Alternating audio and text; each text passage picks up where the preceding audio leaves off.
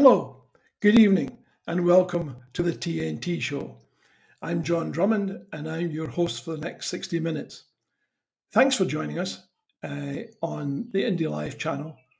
This is our 143rd show, our 143rd TNT show. So I guess we must be doing something right. But it's largely thanks to you watching and listening tonight that we've been able to continue, and why Indie Live is able to add more and more shows to the channel. But the channel, as always, needs your support. It doesn't have the largesse of BBC Scotland with hundreds of millions of pounds a year from the licence payer. It relies upon you. So we're here for you. Please be here for us. You know, it's been another great day for British democracy. The Scottish Government is furious that the bottle return scheme is halted. You know, but many Scots are asking, well, in that case, why do you put up with this? They want their decisions enacted. They want the decisions that they took, the policies that they endorsed, and they want them implemented. And they don't understand why that's not the case. And I suspect many of them fear that this is the first of many such actions. In fact, as Ross Greer of the Greens said today, quotes, a Westminster government which Scotland didn't vote for, using a veto power it gave itself after a Brexit Scotland also voted against, has stopped a recycling scheme which Scotland's elected parliament did vote for. This is the tip of the iceberg if Scotland stays within the UK. And the latest opinion poll for Westminster shows SNP support increasing, Labour falling back, Tories remaining unpopular, and the Lib Dems static on 9%. Oh, and this is very, very breaking news. Most Scots want a referendum next year. Big change. Tonight we are talking about the Lib Dems and the widespread abuse which Emma Walker, who was their CEO in Scotland, is able to talk about. Emma has a cautionary story to tell. It's partly about how the public face of a party does not necessarily match the disarray inside. Well, as you know, the TNT show is free and it's live. So no license, no problem. And we'll be taking your questions live. So if you want to ask a question, the details are on the screen or available elsewhere. Now, to our special guest. Hello, Emma. Thanks for joining us. How are you? Hello. Hi. Thank you. I'm good, thanks. How are you? It's a great pleasure to have you with us. You know, we're going to be talking about your experiences. And for me, it's terribly, terribly important. We often look at the political process, and for many people, it's very arcane. You know, they don't know what happens. They turn up at election times, and some of them vote. Everyone has an opinion on politicians. I've not met anyone who doesn't have an opinion on politicians, but they think somehow that politicians are there, and somehow it just happens as if there's some sort of magic or fairy dust. Nobody understands how hard politicians work, I suspect. They have a semblance of an understanding, perhaps. But for you, you've been up at the sharp end. You've actually been there. You're a former CEO of the Scottish Lib Dems. So what you say is one of those rare opportunities where we get an insight into what actually happens. And that's extremely welcome. To give us some context, Kevin, why don't you run the first video? And this will help people understand a little bit about how things suddenly became difficult for you in a senior position. As a campaigner for gender equality, it is important for me to address some of the things that I experienced in the past 12 months or so.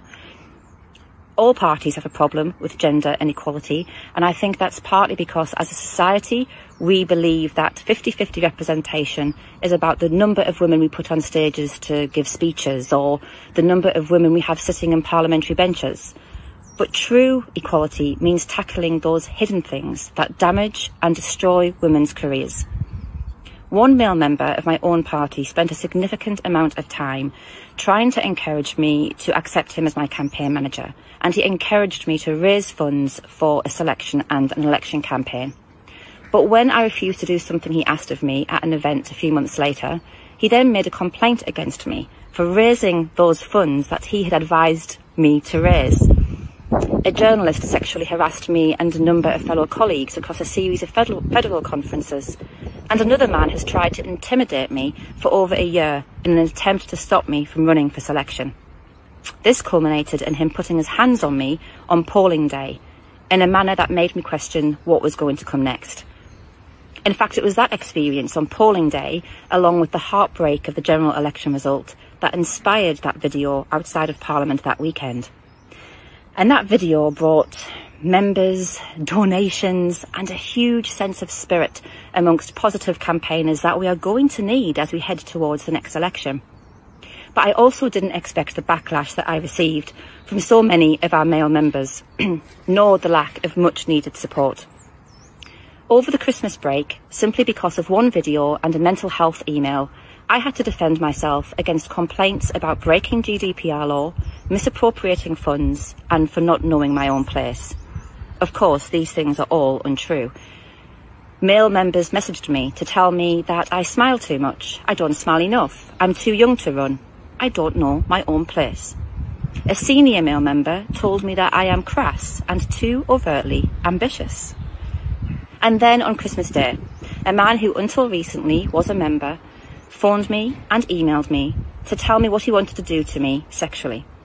It was so explicit that on the 27th of December, I found myself at a police station being told that it was a good idea to have a mark placed on my home so that if I had to make a 999 call, the police could respond to me more urgently. If it wasn't for my colleague and good friend Nasser Kessel, I would have had to face this police report on my own. The people who should have been supporting me were too distracted with the unfounded complaints from some of the men in this party. This is the ultimate example of the problem with gender inequality.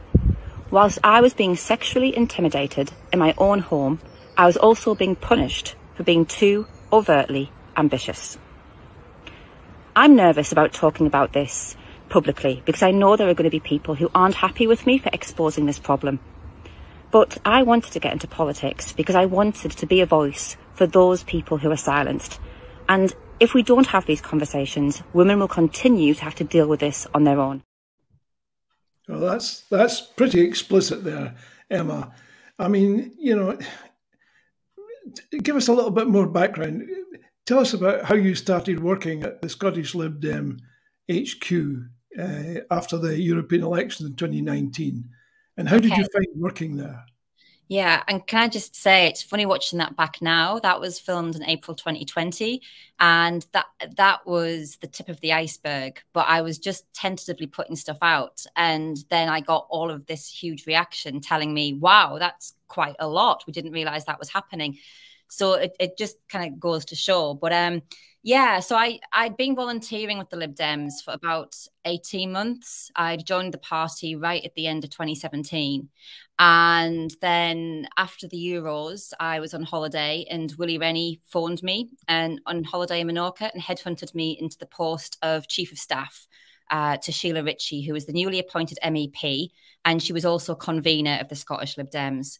And it was like chalk and cheese. I'd really had an amazing time being on the doors. I'd loved my time volunteering, meeting people, talking about what unites and what divides us in politics. I loved all of that. And it was a really friendly atmosphere. And I guess the volunteers in the Lib Dems, certainly they see what the Lib Dems are presenting publicly. You know, they're the party for mental health, they're huge on LGBTQ rights, all those things. But from day one of stepping into the HQ in Edinburgh, I knew that there was something deeply not right. First of all, the way the office was, you know, and I think that's part of the problem for the Lib Dems with me. I joined the Lib Dems when I was 37, so I'd had a career and I knew what offices should be like. So I walked in, they didn't have a cleaner, so there was bin bags halfway up the wall in the kitchen. Staff were incredibly sad, low mood, shouting at each other and then quiet the rest of the time. There was no politics anywhere. There was not a TV in Clifton Terrace. There was no running news channel. There was no conversation about politics. You never saw a politician.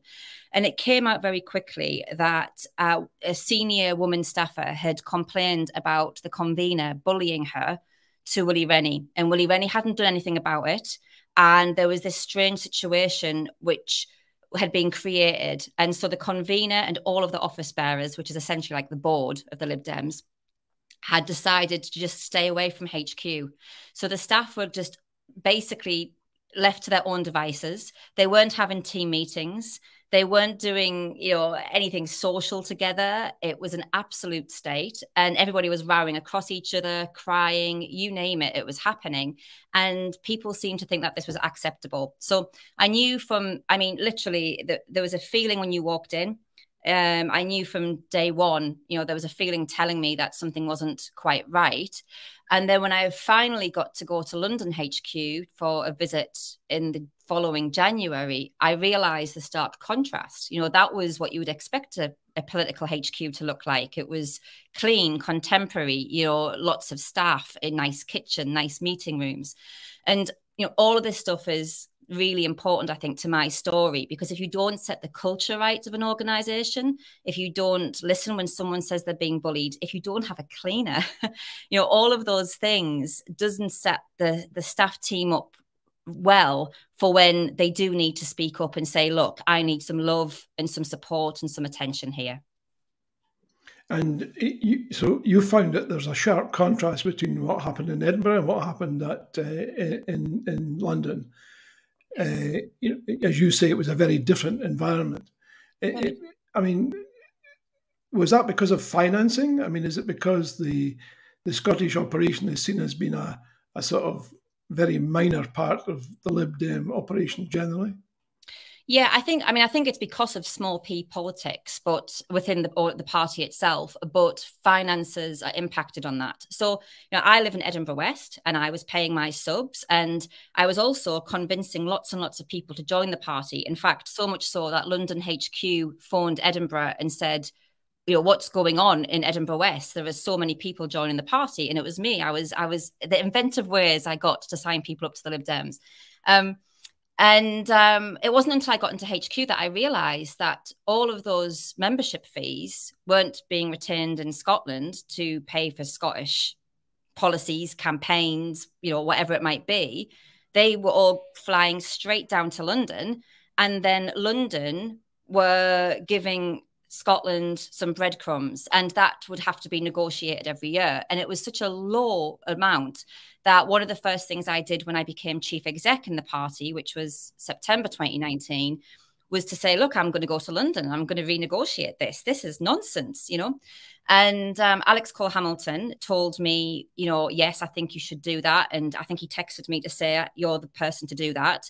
But he told me not to tell Sheila Ritchie, the convener, about it, or any of the office bearers, including Willie Rennie, because they'd kick off, because it wasn't my place. And they did find out, not till after I'd been, and I was told very, very firmly that that wasn't my place. But I didn't accept that. And not just because of the members.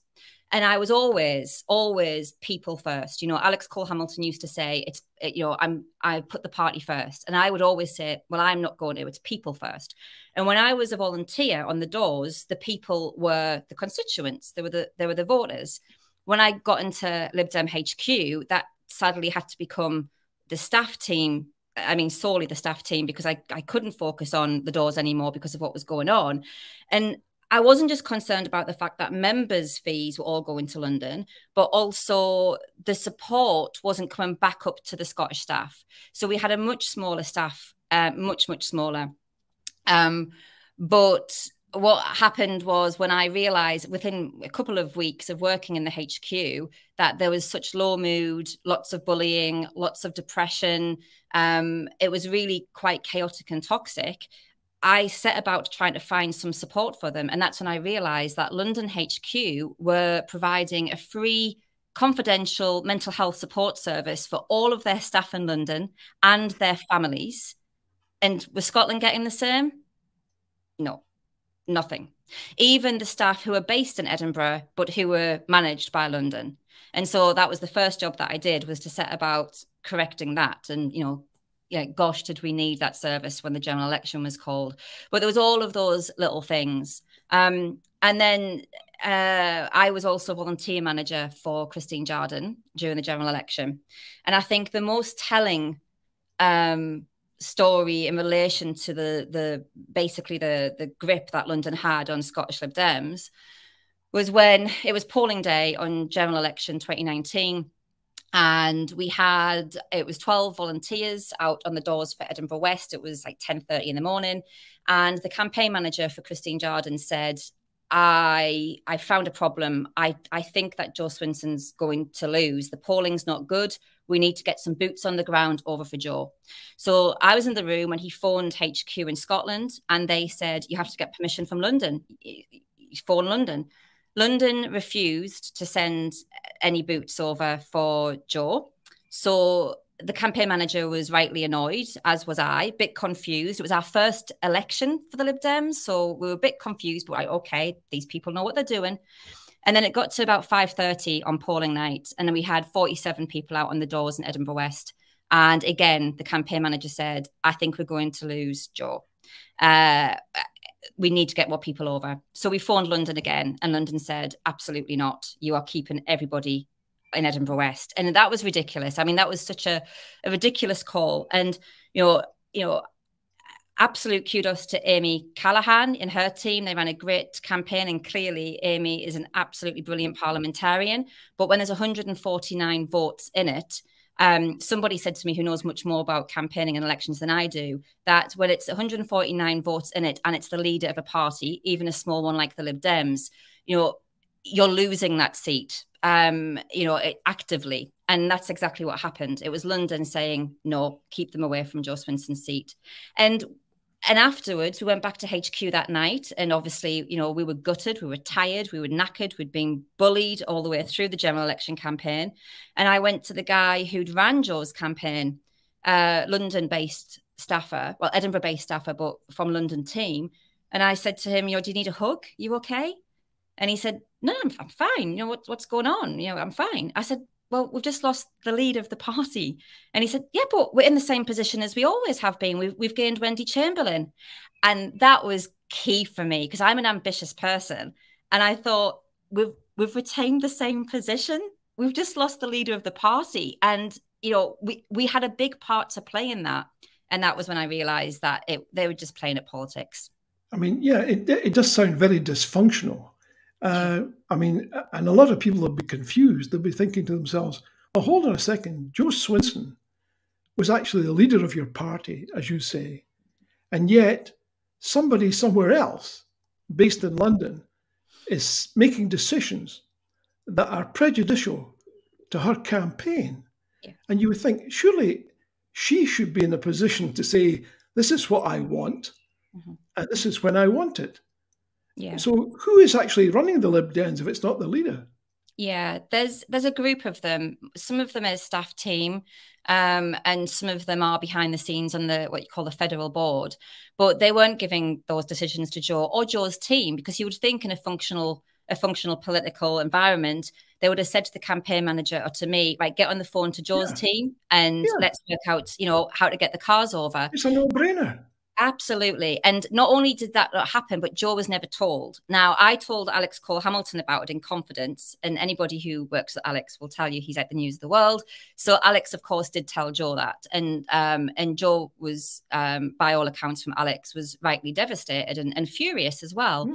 And even though, I mean, obviously, Jo was the leader, so that's a very different example. But on Twitter this week, I've been talking about the fact they did something similar to Christine Jardine. And I've been sharing texts from between me and Christine, where she was talking about the Old Boys Club, and Alex Cole-Hamilton and his Old Boys Club in Edinburgh liaising with the Old Boys Club down in London to make decisions about Christine Jardine's general election campaign without Christine knowing. So with a week to go before the dissolution of Parliament in 2019, Christine Jardine didn't have any idea that her campaign manager was walking.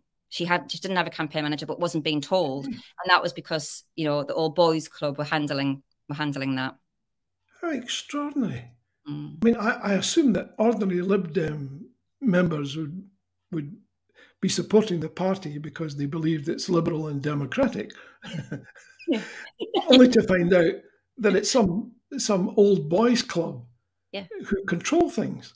Yeah. And I'll tell you what's terribly ironic here.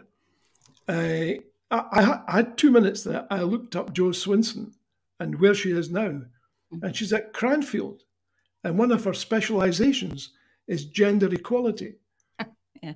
So maybe she looked at what happened to her and decided, I don't want this to happen to other people. Yeah, yeah, and then they get cross. You know, I mean, Jo wrote a book called Equal Power. You know, but the Lib Dems get cross when you speak up. You know, I shared an old tweet last night that I just come across that the Scottish Lib Dem woman had shared. It was me doing a little bit to camera for International Day of the Girl, and I'm talking about the fact that, you know, women and girls should share their stories and the things that happen to us that we're not allowed to talk about because it's empowering. And I recorded that in the October, and exactly 9 weeks to the day later, I was assaulted by a senior Lib Dem and told by Willie Rennie to keep quiet, otherwise I wouldn't get selected. So I mean, somebody actually laid hands on you. Yes, he did. Yeah. And what's really interesting, and if anybody's out there, women, anyone who's been assaulted will know, sometimes you don't know the language to use because you have to process what's happened to you. So in that video, the video that we've just seen in April 2020, I referred to him putting his hands on me. And that's exactly how I referred to it when I eventually did make the written complaint. It wasn't until I called the police on Mother's Day in 2021 that the police said, I read out what I told the Lib Dems, and the police said, that's not putting his hands on you. That's a physical assault in the eyes of Scottish law.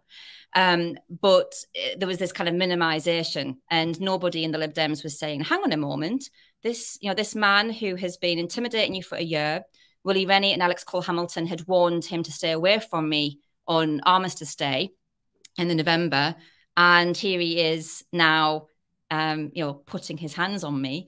At the very least, it was actually assault. But there was nobody in the party saying, this is why you're crying. This is why you're so upset by this. It was just all minimizing. Don't speak up about it. And, you know, I was told because the men in the local parties don't like women who speak up about this kind of stuff, and I wouldn't get selected to run for Holyrood. You can't be serious. That wasn't what they said, surely. That's what Willie said, yeah.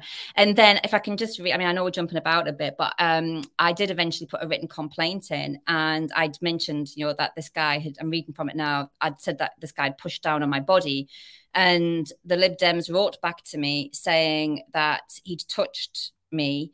I've alleged that it's threatening, but actually they don't think that it happened. But if it did, emotions run high, and the behaviour described is not uncommon behaviour between political rivals. So what they're saying there is, if you want to run for office and you're a woman, then you should just get used to the fact that men who have bullied you for a year are going to put their hands anywhere they want. They're going to apply force, and, you know, you're just going to have to. It's okay. Yeah. And I accept that. Yeah. I accept what I didn't accept that on an emotional level, but I accepted that on a practical level for a while, and then realized that actually, no, you know what, I've got a story to tell here. And the more I spoke up, like doing the videos in April 2020, I realized that, you know, more women would come forward, and there was repeated patterns of behavior. And yeah, so that's where we are today. Yeah. And you've been through, if you don't mind me saying so, a very rough time. And not just emotionally, I mean, and it's understandable in the light of what you just told us, but also you've had cancer, and you've had to fight against that while you've been trying to get justice for yourself elsewhere. Kevin, why don't we run the second video so people can get a real sense of how very difficult this has been for Emma over the last period of time? This is quite. So I don't understand it. And I'm a woman who had senior roles in a political party, and it's still so bloody hard. It got to the point that when I was diagnosed with breast cancer last summer, I I thought, finally, there are ways that I can potentially do this. I can do it through my will. And I would say to all the activists out there, you know, use your will, because your will is your last place for activism. And I decided that if breast cancer, it didn't end well for me, then I would use my last tweet to tweet the name of the man who physically assaulted me. Is that what women have to do? Like, do I have to die? Is the silver lining of like chemo not working that I'm eventually heard? I mean, this is ridiculous. You wonder why I'm too much? You wonder why I won't go away? Absolutely not. Yeah, that's extraordinary that you're able to hold it all together in the light of these circumstances, Emma. Thank you. So, and all credit to you. So here you are, you've had to watch the defenestration of the leader of the party. You've had a bunch of men telling you to sit up and shut up. You've seen the rather very odd way that Lib Dems operate across the island, with your staff being regarded as you know, poor relations, as it were. I mean, it just sounds absolutely horrendous. And what happens when, if people do take concerns like yours? I mean, is everyone treated the same? They just get ignored, or are some people successful in getting some sort of recompense for bad behaviour? No, nobody's successful as far as I know. You know, there are a couple of small wins within the internal complaints process. I mean, very small wins, but I can't point to anything of any note. And you know, when I put that video, the first video out in April 2020, I hadn't put it on Twitter because I didn't want the media to pick it up. I was still actually working for the party when I did that video. But a young woman who had been assaulted at a Lib Dem conference, she'd been grabbed by the throat and pushed up against a wall by a guy. She'd reported it to Sheila Ritchie and Willie Rennie, and nothing had happened. In fact, the very same type of behaviours had happened to me. So you're made to sit and rehash this stuff in a cafe. You know, you don't get taken to a private room with support and all of this stuff. And the same thing had happened to her. So that's how she put it on Twitter, and it kind of all took off from there. And I mean, you know, there were people going to me and the leadership on a daily basis during the general election. I had staffers, parents calling me regularly in tears saying, you know, if my child attempts suicide or complete suicide, then I'm going to sue the party. Or they were begging me to get Willie Rennie to listen to them. It was like coming at all ends, and nobody was taking the slightest bit of notice, you know.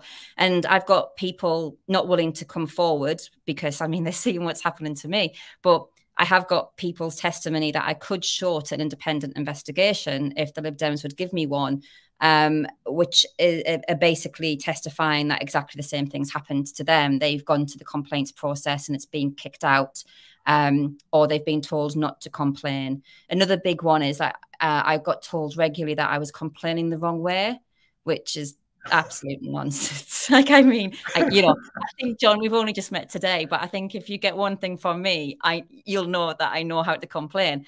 You know, I complained everywhere, you know, writing, verbally, with friends, with colleagues. But no, so, and all of this stuff, you know, I'm in a good place with it now. But at the time, it just felt like bricks being put down on my shoulders.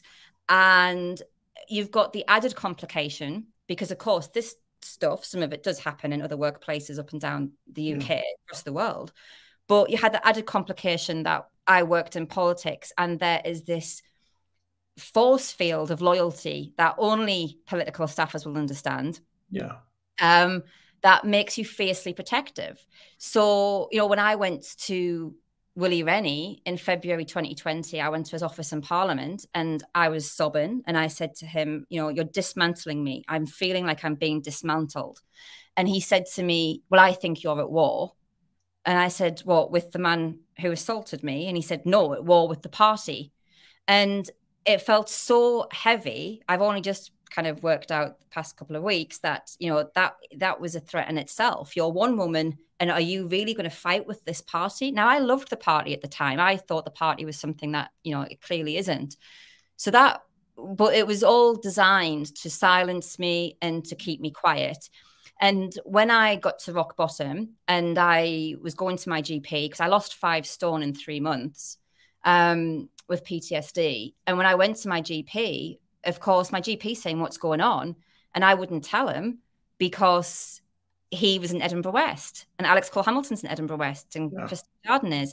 And there was that loyalty there. And it was only when I ended up being on the front page of the Scotsman, because a video had been picked up by the Scotsman, that my GP said, right, we need to get you into emergency counselling. So there's this kind of force field of loyalty that all staffers have. And even the people who have sent me tens of thousands of words on the party, particularly the Scottish party, have since tweeted positive statements about the party and about Willie since I've come out. And I know that's because they're scared. I know that's because they're worried that I'm going to bring them into it. And I understand the fear. I do understand it. But, you know, I can't stop. We're talking about, you know, the worst forms of abuse here. And, you know, we have to make people safe. Yeah, it's really horrendous. And a lot of people watching and listening will be thinking, hold on a second, Alex Salmond was dragged through the courts. And accused of behaviour that sounds a bit like what you've described. And you have to ask yourself, why hasn't the same treatment been meted out to concerns in other parties? Because what you've just described so eloquently, it seems to me would justify an inquiry. And is that why you've put together the hashtag Ask Alex? What is that for? Tell us what that's for. Yes, that's for an independent investigation because in 2020, 44 Lib Dems, councillors, staffers and members wrote to the party in London asking them to independently investigate the Scottish Lib Dems and all of my claims, all of my complaints, and they were ignored. But in April 2022, so last year, Alex Cole-Hamilton was asked by Holyrood magazine about me. They named me. They said, you know, what do you think about Emma Walker's complaints? And he said, Alex Cole-Hamilton said to Holyrood magazine that they'd been handled independently and robustly, which is an absolute lie.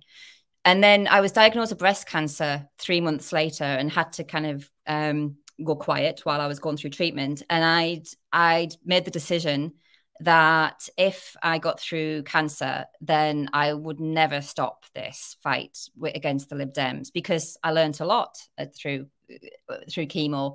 And so the week after I had my breast surgery, I did a video where I'm still bald from chemo. I've got a post-it note over my mouth and I kind of rip it off and say silent no more.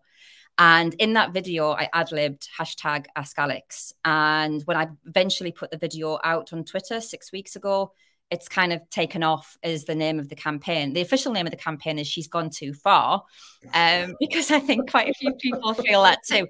But hashtag Ask Alex is what's happening. So we're asking people to, if you're on Twitter, to tweet Alex and ask him why won't they give me an independent investigation, because that's all I'm asking for. Give me it and I'll go away. That's perfectly reasonable.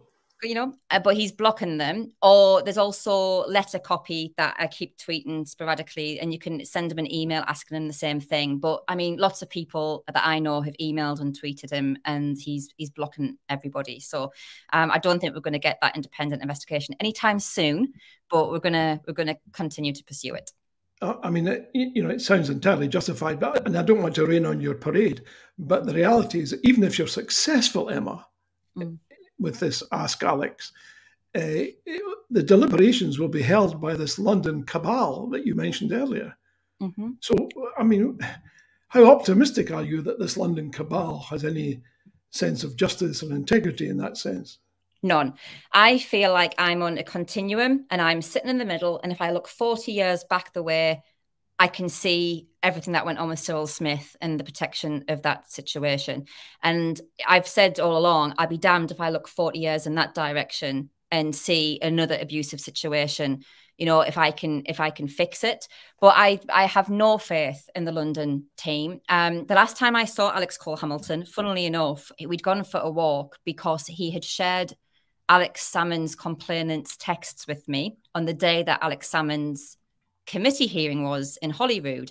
And I hadn't seen Alex Cole-Hamilton for months and months and months because I was left the party. I was fed up with it all.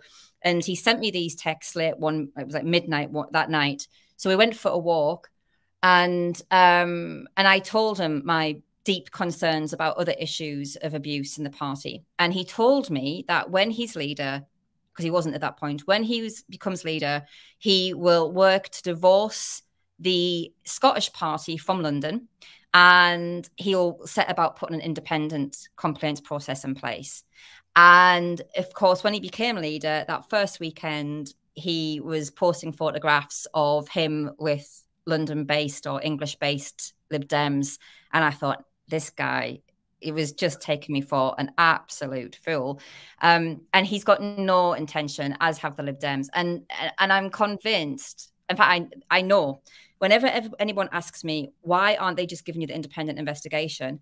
It's because I was chief exec and I was mental health spokesperson and I was and I was chief of staff for the MEP. So my story has arms and legs. So if an independent investigator said, right, okay, Emma, can we talk about this particular situation when you were told about this abuse happening? What happened? I will then say, well, I told that person in London HQ. And they'll say, well, right, we'll speak to them. And I'll say, well, they've got an NDA now. And then from there, they'll speak to that person. And before you know where you are, the whole house of cards, all of the corruption, because it is corrupt, will come crashing down. And that's when I get scared, because I think, geez, what am I actually sitting on top of here? And I think it's much more than Willie Rennie or Alex Cole-Hamilton even knows, because I know more than I think Willie Rennie and Alex Cole-Hamilton knows. But I think that's the problem. It's because if you pull one or two threads of my story, the whole lot will come crashing down. But how can you not pull the thread? Right? We're activists, we're politicians. I didn't get into this to put my face on a whole bunch of leaflets. I got into this to make real change. And you can't do that until your party, in my belief, your party is at least trying to fix some of this stuff. I mean, Alex himself calls, what was he saying 7 weeks ago? The SNP have to be transparent. It's the only way for a credible political party in the 21st century to be. Alex, you cannot wear both hats, Yeah, I mean, it's well, if there's going to be transparency, it has to be all around. But goodness knows when that's ever going to happen. I mean, a lot of people, again, watching and listening will be thinking, well, Emma, politics is a dirty old game. It's full of people who say one thing and do the other. Maybe you were a little bit naive in assuming that somehow you could clean house when these people had a deeply embedded sense of their own ethical standards, which might not have been that which other people might find acceptable. Do you find that? Did you ever get that sense that you were perhaps being naive? Yeah, I mean, not to begin with. And I remember the day, so they sacked the party manager. We'll come back onto that if you want, which they sacked the party manager for uncovering a laptop in relation to Alistair Carmichael's Orkney 4 trial. And they moved me into interim chief exec. And so first day on the job, I had individual meetings with every team member. And I remember telling them that I was going to change it all, that I'd witnessed enough as MEP staff and I was going to change it. And I remember clearly one of them moving over the table to me like that and saying, "You'll not change a thing. You'll not change a thing. I know you think you will. This is not like any other organization." And yeah, he kind of reminded me regularly after that how naive I was. Yeah, I think I was, to be honest. That naivety is pushing me on now, because on one level, I could look at the evidence. The Lib Dems supposed to be an evidence-based party. I'm not sure they are, but I could look at the evidence and say, well, there's no mood music coming from the Lib Dems to suggest I'm going to get anywhere near justice or change. But what about if I reshaped what justice and change looks like? So before cancer, I was very low. I was almost, I think, getting to the point of depression, especially after Alex had lied about me in Holyrood magazine. And I was thinking, I'm never going to win. I'm never going to win. And then because I had aggressive breast cancer, so I had aggressive chemo, and I had to I literally had to lie quite still for some of my treatment. And that made me think about it all. And during that time, I thought, well, what about if winning is changed, and if I change how I think about winning? So for instance, last week somebody contacted me, a grandparent whose grandchild was thinking about joining the Lib Dems, and she showed him my Twitter, and now he's not going to. That's a win, because he's done a politics degree, so there's every chance he could have ended up being a staffer, and he could have ended up, you know, contemplating or attempting suicide like so many of the other staff. So I'm trying to look at it in that respect now. And, you know, but that is very much, you know, a naive perspective in a way. But I mean, that's okay. I don't mind that. I'll just say as well about complaints, if that's okay, because somebody I've noticed, I'm rubbish at keeping an eye on the chat, but I've noticed somebody's mentioned police, which I think is a really important question. I have been to the police. There was a time when the police, I think, had their favorite mug at my house, because I think I've had them here on 4 or 5 different crime numbers. So they were brilliant when a man sexually intimidated me. They were absolutely wonderful. And they put a mark on my home, because at the time my little boy was 6. And the guy who'd sent me an email, not hiding his identity, telling me what he wanted to do to me. And he brought in Nicola Sturgeon, and it was just very messy and grim. So they put a mark on my house, and they were really good at that. But I've since been to them about the fact that Alistair Carmichael's special advisor's laptop that had been hidden in HQ, instead of being provided as evidence in the Orkney 4 trial, ended up in my house. And I reported that to the police, and they didn't do anything about it. On Mother's Day 2021, I reported the man who assaulted me, and that was really difficult to do. But they said that it was assault, and they were really kind to me. But they said that they agreed that this man is so powerful that if they went and brought him into the station, then he would likely ruin me. So, you know, yeah, I can't have that. You know, I'm a mother, and I don't want to be ruined by anybody. What does that mean? In what way could he ruin you? Well, because he's very, I've got to be careful what I say here, but he's very, literally, like, you see, yes, my post-it note here, and I've got them all around my desk. Emma, you're live. Don't mention his name, because that's the only thing I'm not going to talk about, because about his name, because he is so powerful in Scottish life that he would absolutely, he would ruin me financially or legally, or I'm under no illusion about it. Yeah, and I don't mind talking about the situation, because he did assault me, but yeah. Because we've had questions to this regard, so I would like to ask you this: in his capacity, has his capacity, or the capacity of anyone else who is responsible for the abuse that you've been describing, such that the press, because what you've just described, frankly, is, you know, front page news. I mean, in the light of Alex Salmond's difficulties, I mean, you know, the similarities are striking. Yeah. Is that the reason, perhaps, why, and many of the people joining us tonight asking this question, why the media in Scotland hasn't taken up your case? Because it's a concerning case for everybody. Yeah, I don't think so, because when I whistleblew with the Times at the beginning of 2021, Kieran Andrews told me the night before the story went to print that they'd managed to get everything through legal except the man who'd assaulted me, and I was relieved at that, to be honest. But then the next day, when the story was printed, they'd ripped out everything of my story. I mean, like, everything. I was so much braver than what managed to be printed in the Times. And when I went back to Kieran and I said to him, you know, what happened? Like, what happened between 6 p.m. last night and midnight when it went to print? And he texted me saying, oh, I don't know, I've not seen it yet. I haven't gone to the shop to buy it. And I'm thinking, where are you buying it? 1984? Like, I'm so sorry about the sunshine. You know, but like, you know, we're online. Like, you know, Yeah. why aren't you looking at it online? And so I've never had an answer as to why the Times ripped all of that out. And a lot of the press that I've gone to, I'm so sorry, I never mentioned the guy who assaulted me. So I don't really, I don't understand with the press other than, I mean, you know, I hate to say it, but I do think it's a political reason. I think if I was in the SNP or the Green Party, I think you'd have been reading about this years ago.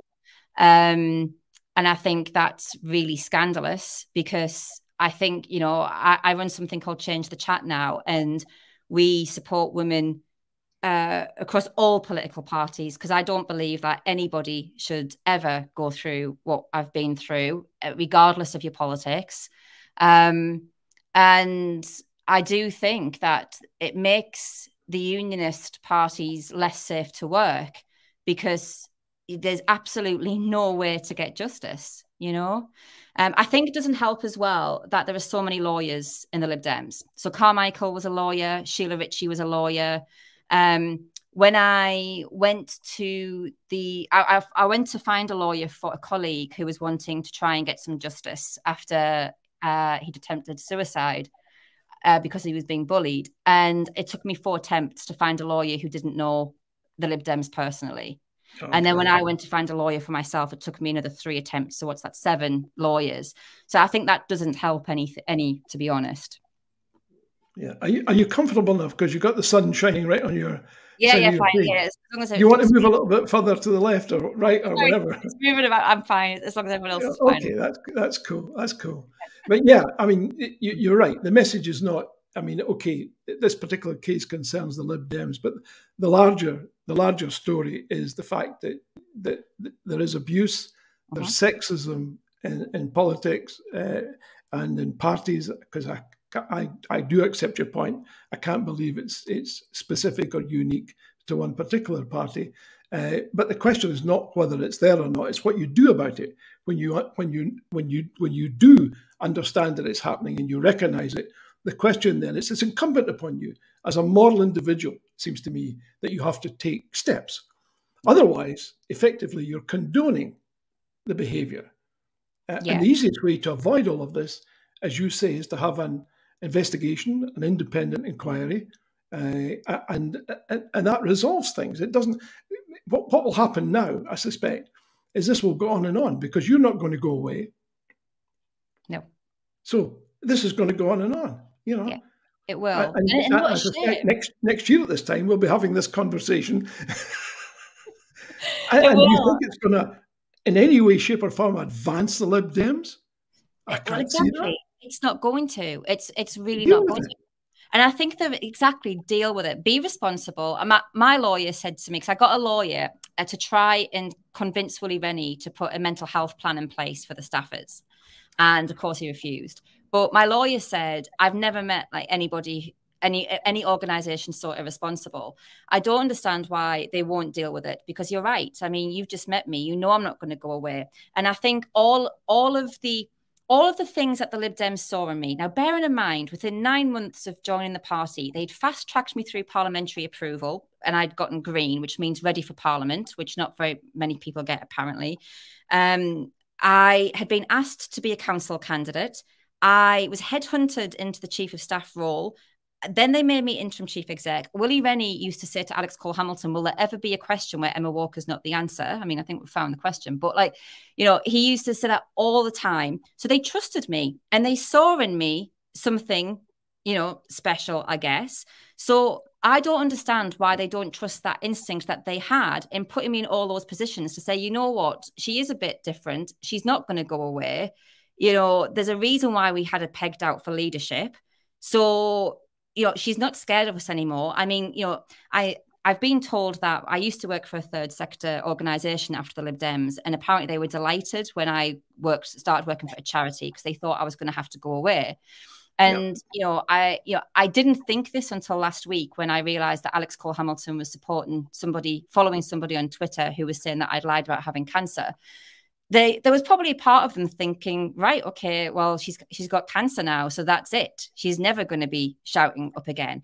And that's the point. Bullies rely on other stuff. You know, my dad died in 2020, so I was again told, you should go away. Your lovely dad, lovely. You know, they are relying on other stuff happening in my life to silence me.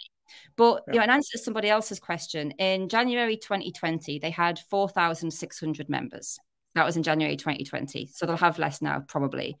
This is not a huge mammoth party. Like, you know, it's not the SNP, it's not the Conservatives. It should be easier to move, to position, and to change.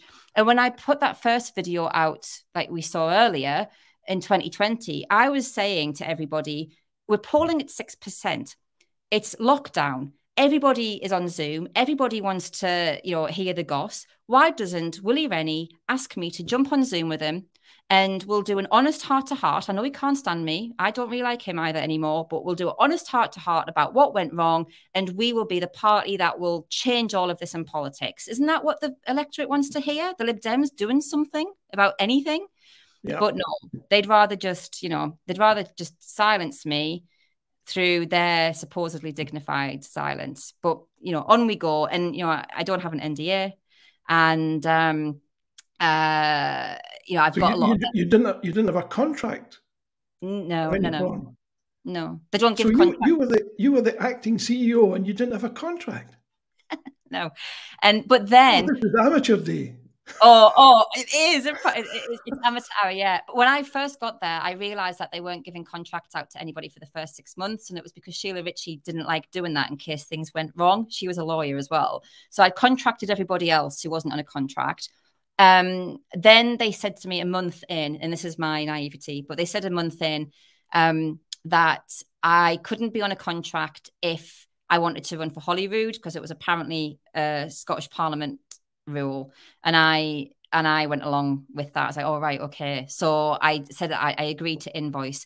But then when the man emailed me that sexual intimidation email on Christmas Day, I emailed the convener, and she said to me about that situation, Lee said soonest mended, and then responded by saying that the guy who'd assaulted me was complaining that I was winning, looking like I was winning selection. And so she was going to change my contract. And I emailed her back saying, what contract? And she said, I'm going to change the rules of your contract and you're going to have to adhere to them. And at the time I was devastated because I'd just been assaulted. I'd now been intimidated by another guy. And now my boss is trying to silence me because her friend has basically said to do this, and she's using a non-existent contract. And it took £4,500 in legal fees for them to admit that there was never a contract. Honestly, amateur hour, except it's not, because it is in terms of leadership, but in terms of bullying techniques, it's just the worst. You know, it's the absolute. I mean, this is extraordinary. Just to summarise for a second, we have a situation here where an organisation is raising funds from its, 4,500 members in Scotland, thereabouts, maybe less now. Those funds are being sent to London. Yes. A tiny percentage of those subs are being returned to help run the Scottish operation. I suspect, correct me if I'm wrong here, that these members don't know about this ratio or relationship. They presumably assume that it might be different. We've also got a situation where the party did not support its own leader when she was in difficulty in an election. You would think that was the raison d'etre of a political party, is to make sure the leader got in again, because the PR fallout from that is dramatic, and it was, I suspect. Yeah. You've also got the case, unless I'm majorly mistaken, that at one time, if not presently, the bulk of Lib Dem MPs come from Scotland. Is that right? Or? Yes, that's right. Yeah, so we were punching way above our weight in terms of return. Yeah. So this tiny return that you got to support the Scottish party overachieved, because it garnered a harvest of Lib Dem MPs, which was greater than any other part of the organisation, even though it was running almost on empty. Yeah. I mean, that's a striking achievement. Maybe it speaks to the sort of innate conservatism of the Scottish electorate. I'm not seeking to diminish your efforts or anyone else's, but I'm trying to think. I mean, that's an enormous return on that small investment, you could argue. If sitting here as a business person, I think that's pretty good, Yeah. But it doesn't seem right somehow. If you've got the focus ought to be on, if the majority of MPs are coming from a particular area, you would think you would want to bolster that. I mean, that's the way I look at it. You'd think so, rather than run it down. You'd think so. We've only got sort of 5 minutes left, and I want to make sure that we've covered to the extent that we can in the limited 60 minutes that we have the essential points. Is there anything that you would like to talk about that we haven't covered up until now? For me, the big one's the mental health, and because I was a floating voter, and I was, I think what more of politics needs, to be honest. And I was, although at the time I was struggling to work out whether I should join the Lib Dems or not. I'd been invited a couple of times by Alex Cole-Hamilton when he canvassed me, and I went to an event at the Parliament Project, and they said to me, choose a political party that adheres to some of your values. No political party is perfect, but on you go. And so because LGBTQ plus rights are so important to me, and mental health was really, really, really important to me, because I'd lost a friend to suicide, I chose the Lib Dems. And I had a big conversation with Alex Cole-Hamilton about what my red lines were politically. We talked about coalitions and my thoughts on those, and all of those things before I joined. And he convinced me that there was going to be suitable change in the Lib Dems for me to put my name and attach my name to that.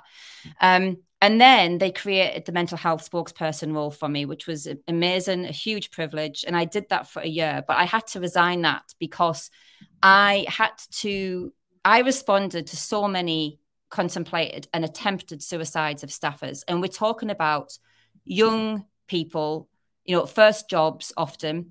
And they were being so badly bullied by parliamentarians and leaders in the party, reaching out and being told, absolutely not, we're not going to listen to you. And it got to the point where I was starting to endure suicidal ideation. And I wrote to Willie Rennie as my boss, and I resigned in a mental health resignation letter saying, I can't do this anymore. I've just responded to another attempted suicide and I need help. And if you would pay me sick pay, I would need to take time off. And that was 3 years gone February, and I still haven't heard from him. Yeah. And he was my boss.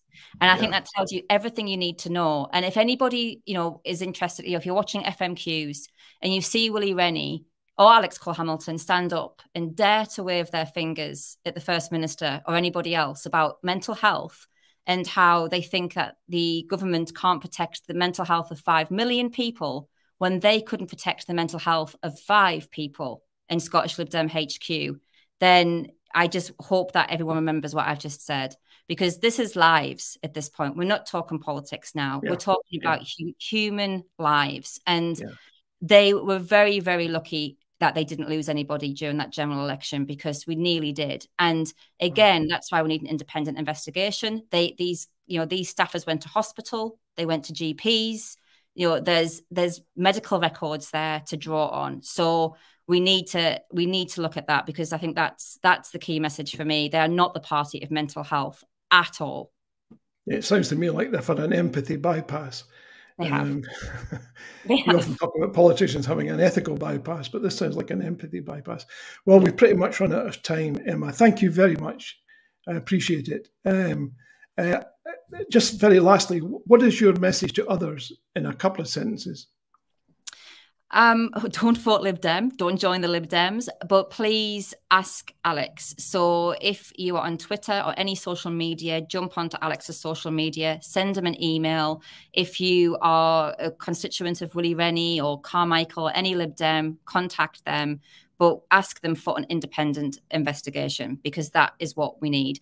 And similarly, you can reach out to your parliamentarians of other parties as well. That's what I'm going to start to do. I have got support from other parliamentarians from other parties now So start to push the drum and don't let them get away with it. Keep asking them. #AskAlex. And thank you so much to everybody for listening. I really appreciate it. It's been a great pleasure, and thank you very much.